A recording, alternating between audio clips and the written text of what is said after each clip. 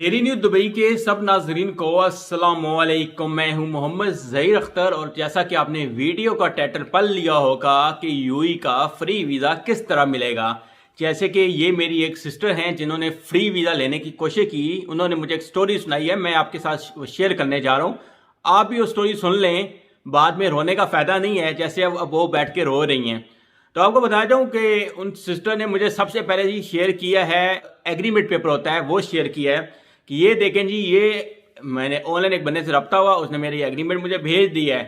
और उसके बाद फिर एमबी नंबर का भी एक पेपर आ गया मज़े की बात। उसके बाद थोड़ा सब्र करते हैं, उसके बाद लेबर कार्ड भी आ जाता है उसको। ये 3 डॉक्यूमेंट के बाद सब्र नहीं हुआ है, उसके बाद नेक्स्ट मज़े की बात, उसका एंट्री परमिट भी आ जाता है।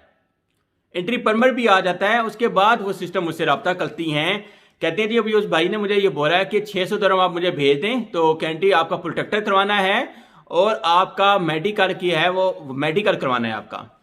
यानी कि ये 4 डॉक्यूमेंट जाने के बाद तो कि सिस्टर कहते हैं मैंने भेज दिया, लेकिन सिस्टर आगे से मजे की बात, सिस्टर कहती है कि अभी मैं ये सिस्टम में चेक कर रही हूँ तो सिस्टम में कुछ शो नहीं हो रहा है, ना लेबर कंट्रैक्ट शो हो रहा है, ना लेबर कार्ड शो हो रहा है, ना तो एमपी नंबर वाला डॉक्यूमेंट वो शो नहीं हो रहा है। पासपोर्ट का नंबर डाल रही हूँ तो वीज़ा भी शो नहीं हो रहा है।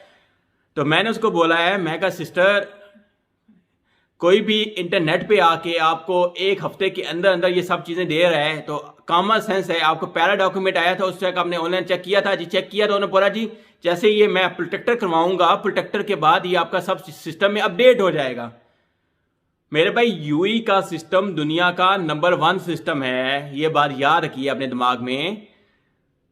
उसका लेबर कंट्रैक्ट फेक उस बंदे ने बना के भेजा, लेबर एग्रीमेंट फेक बना के भेजा, तो एंट्री परमिट है वो फेक बना के भेजा। उसके बाद 600 दिरहम उस सिस्टर ने दे भी दिया। 600 दिरहम देने के बाद जब मुझे उन्होंने बोला, मैंने बोला इन्ना लिल्लाहि व इन्ना इलैहि राजिऊन। मैं कहूँ वो आपके पैसे डूब चुके हैं। वही बात है, वो कहती थी अभी मैं उससे रब्ता कर रही हूँ तो वो फ़ोन नहीं उठा रहा है। मैं कहा सिस्टर उसको 600 दिरहम चाहिए तो उसने ले लिया, तो अभी वो आपसे कहाँ से वो आपका फ़ोन उठाएगा। ये एक छोटा सा वाक़या है, मैं तो डेली बेस पे आपको बताता रहता हूं, लेकिन आप समझते नहीं हैं। जब आपका नुकसान हो जाता है फिर कहते हैं जी अब क्या करें। मिलते हैं नेक्स्ट वीडियो में। अगर अच्छा लगे तो शेयर कीजिएगा और हो सके तो चैनल को सब्सक्राइब कर लीजिएगा। अल्लाह हाफिज़।